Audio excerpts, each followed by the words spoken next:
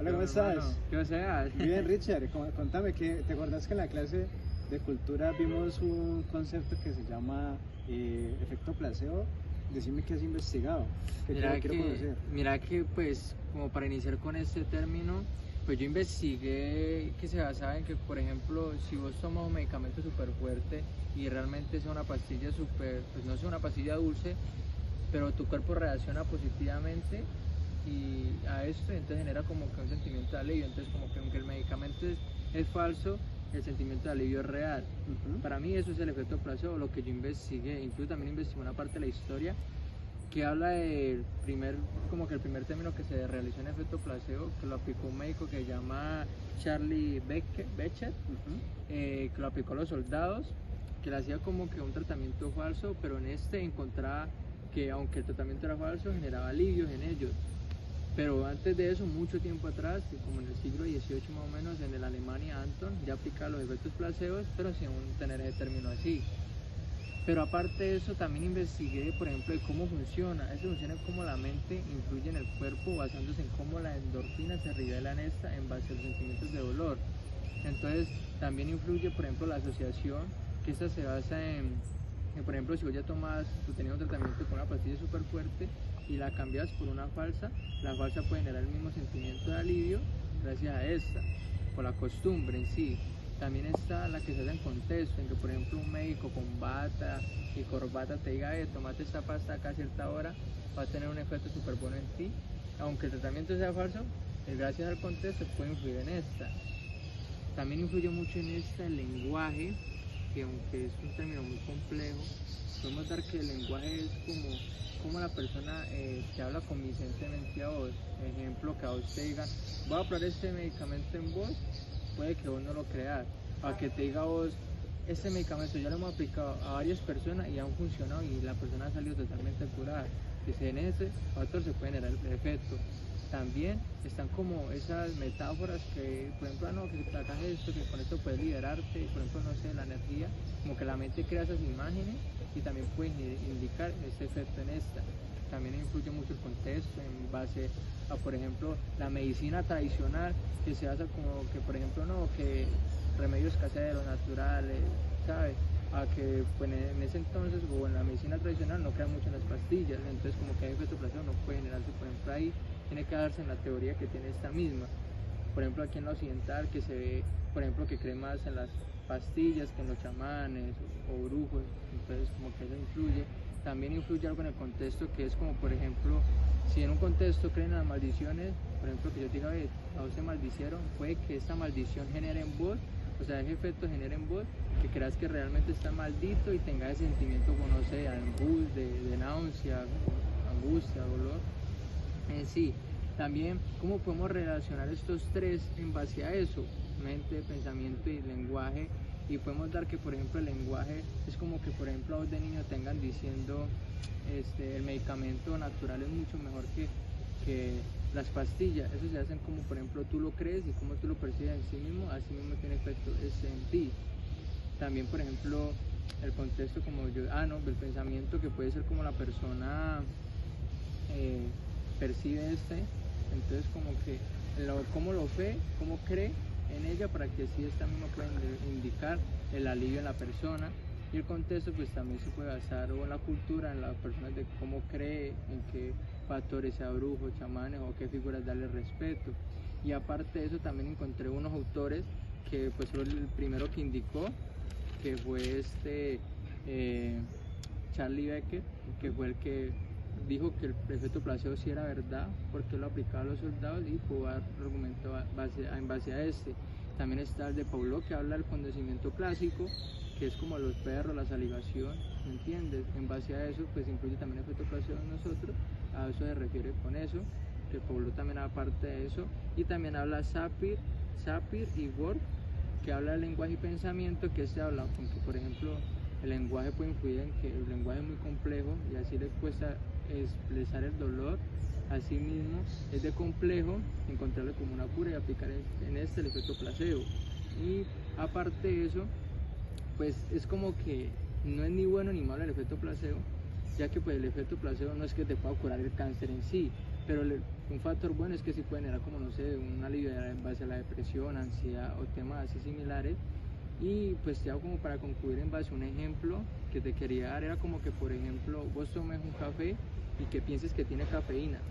Entonces como que vos te lo tomas porque quieres sentir la energía, que recuperar tu energía, que te quite el sueño, pero en base a eso, te tomas un café que realmente no tenga cafeína, puede generar el mismo síntoma de que si lo hubieras tomado con cafeína, que sentís como si tener a la otra la energía y el alivio y ya te quitado el sueño. Y eso es lo que yo investigué y pude concluir en base a esto. Mira que es muy interesante porque referente a los autores que vos explicabas, hay una cosa muy interesante entre que muchos autores relacionan el efecto placebo con el pensamiento, el lenguaje y la cultura, que ya los decías que por ejemplo el discurso es una forma de placebo. Entonces hay varios autores, por ejemplo hay uno de aquí de Latinoamérica que se llama Humberto Maturana, que es un filósofo chileno, que él creó un concepto que se llama la autopoiesis, que es básicamente cómo las personas se autoorganizan dentro de un ambiente y cómo su identidad crece. Pero ¿qué pasa? En esta creación de su identidad hay aspectos que lo pueden afectar. Entonces el efecto placebo aquí no incide desde afuera, no hace un efecto exterior, sino que hace un efecto interior. ¿Qué es este efecto interior? Que incluso ya lo dijiste. El efecto placebo puede generar la liberación de endorfinas o el control del sistema nervioso.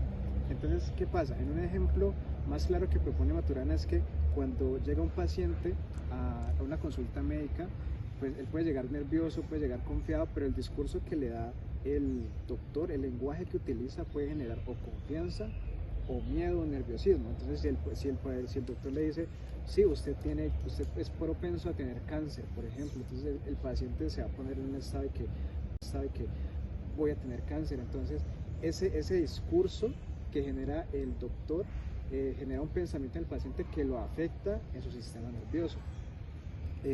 Otro autor muy importante que también incide en esta parte es Noam Chomsky, que genera otro concepto que se llama la psicolingüista generativa. Entonces, ¿qué pasa? Nosotros sabemos que, como ya lo dijiste, el placebo depende de la expectativa de la situación.